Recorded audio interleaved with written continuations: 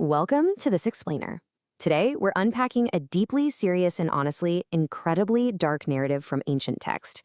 It's a cautionary tale, essentially a profound case study in the complete and total collapse of law, morality, and social order. We're going to look closely at the story of the Levite and his concubine, and really analyze how the source material maps out this terrifying descent into chaos. It is a heavy topic for sure, but understanding the anatomy of this kind of societal breakdown is absolutely fascinating. Okay, so let's dive right into the foundational motif of this whole story. The text literally opens with this exact phrase, "In those days when there was no king in Israel." Now, this isn't just some passing historical trivia. It is the absolute lens through which we have to view everything that follows. Every horrific event we're about to explore illustrates exactly what happens when a society lacks any central authority, when moral consensus just completely disintegrates and everyone is left to their own devices. The text uses this power vacuum to set the stage for absolute anarchy. Section 1. A Time Without a King. Setting the Scene. So, the text introduces us to a certain Levite who is a sojourner living on the side of Mount Ephraim and his concubine who is from Bethlehem, Judah. Right off the bat, we've got these two disparate locations establishing a real geographical distance between them.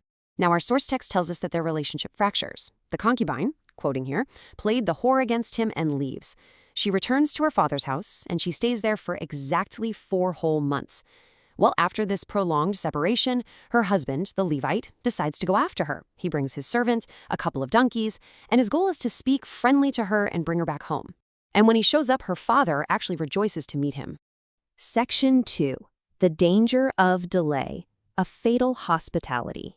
Now, at first glance, the father-in-law's joy seems like a totally positive turn of events, right? But what starts as a welcoming celebration quickly turns completely suffocating. The pace of the narrative slows way down here, and it builds this intense sense of dread. The couple's intended departure is repeatedly, almost agonizingly delayed. For 3 entire days, they just abide and feast.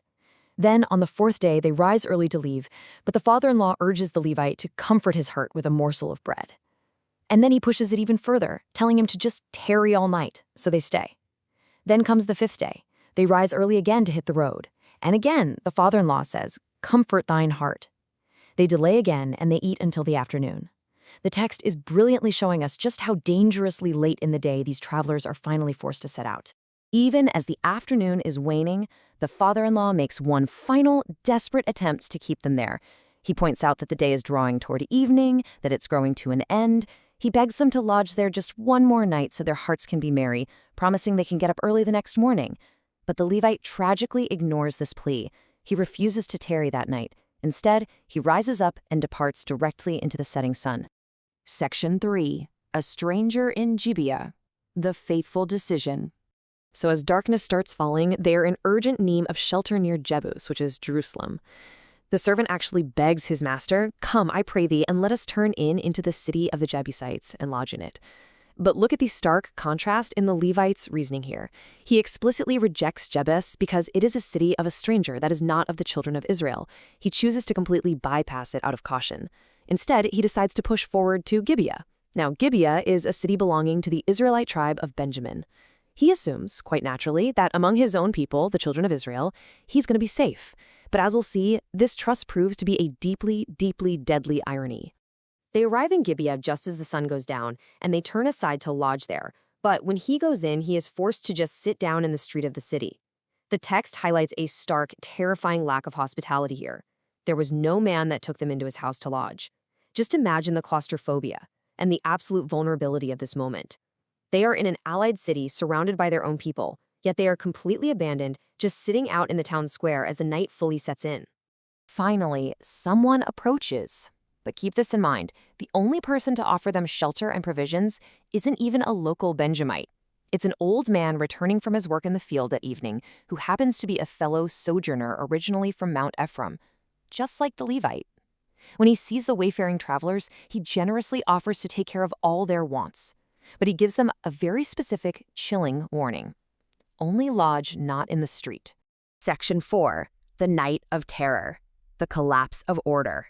Okay, so the travelers are brought inside, their donkeys are fed, they wash their feet, and they eat.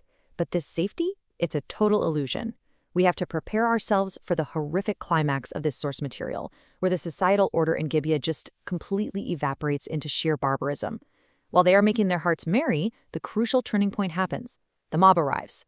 The men of the city, whom the text specifically calls certain sons of Belial, which basically means wicked, worthless men, they completely surround the house. They beat at the door, and they shout this vile demand to the old man, "Bring forth the man that came into thine house, that we may know him." The collapse of basic human morality here is just absolute.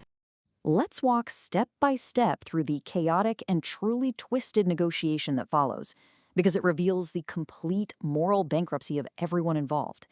Step 1. The mob demands the Levite to abuse him. Step 2. The host goes out and begs them not to do this wickedness to his guest. But then, shockingly, he offers his own maiden daughter and the Levite's concubine to the mob to humble and do with whatever seems good to them. Step 3. The mob absolutely refuses to listen to them.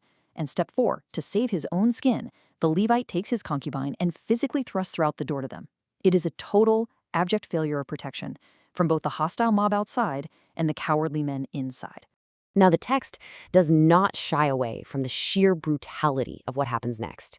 It states the facts objectively, which really serves to highlight the depravity of a society functioning without any moral bounds whatsoever. The men of the city knew her and abused her all night until the morning. It's only when the day actually begins to spring that they finally let her go. And this brings us to a visual culmination of the tragedy that is honestly incredibly difficult to process. In the dawning of the day, the woman returns to her so-called sanctuary. She falls down at the door of the man's house where her lord was, and she lies there until it is light. The text specifically, hauntingly, notes that her hands were upon the threshold. She was reaching out to the closed door that had locked her out. In the morning, her lord rises up, opens the doors to go on his way, and finds her fallen at the threshold. His response is just staggering in its absolute coldness. He literally says to her, "Up and let us be going," but none answered. Let that cold, detached command just hang in the air for a second. It completely underscores the absolute lack of humanity remaining in this narrative. The empathy is totally gone. The societal bonds are entirely, permanently broken.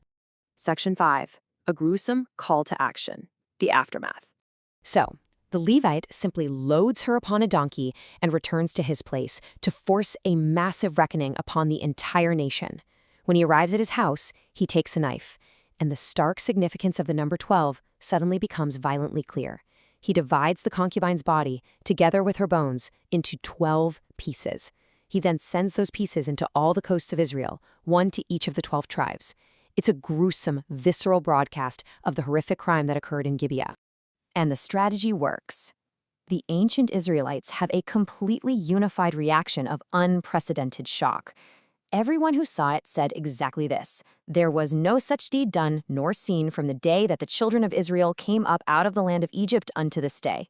We're seeing this framed not just as a gruesome story of one single town's sin, but as an entire civilization's urgent, blaring wake-up call.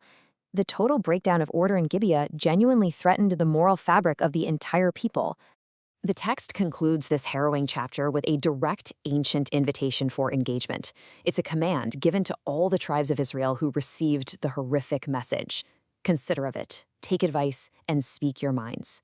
And honestly, that is exactly where we're going to end our explainer today. When a society loses its moral center, when there is no king and absolutely no standard of right and wrong, the descent into depravity is swift and it is brutal. So consider the anatomy of this collapse. What does it take for a society to lose its humanity so completely? And how do we ensure the doors of our own sanctuaries are never locked against the vulnerable? Take advice and speak your minds.